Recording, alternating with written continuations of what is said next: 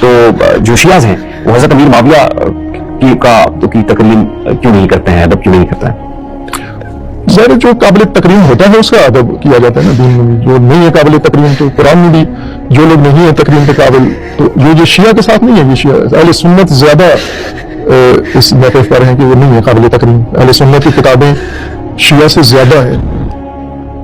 امیر شام کے بارے میں اہل سنت کی تحقیقات ابھی پاکستان میں بھی ہیں، آپ ان کا مطالعہ کریں. کوئی مستند ایسا بتا سکتے ہیں جس میں؟ بہت سارے ہیں، میرے خیال میں بہت سارے ہیں. ابھی جیسے آپ نے مولانا طارق جمیل کا، مولانا ابوالعلا مودودی کا حوالہ دیا، کیا ان کی کتابوں سے ایسا کچھ ساتھ؟ مولانا ابوالعلا مودودی جی کی مثال لینے کیونکہ نہیں ان کو سارا سمجھتے جس طرح باقی میں چاہتا ہوں آپ کو ایسے ریفرنس دے تاکہ ہم جا کے اس کو انہی کر سکیں. کی کتاب خلافت و ملوکیت سب سے بڑا ریفرنس ہے. اس میں آپ یہ کریں کہ حضرت امیر معاویہ سے متعلق انہوں نے لام تام نہیں کر رہے وہ، لیکن یہ کہ وہ اس لیول پر نہیں ہیں جو. دیکھو بھائی، جو سیدنا امیر معاویہ رضی اللہ عنہ کی شان میں گستاخی کرتے ہیں، یا ابوبکر و عمر و عثمان کی شان میں گستاخی کرتے ہیں، یا اس قسم کی گستاخی کا ارتکاب کرتے ہیں اور ان کی تعظیم و تکریم نہیں کرتے، تو ہم بھی ایسوں کی تعظیم و تکریم نہیں کرتے.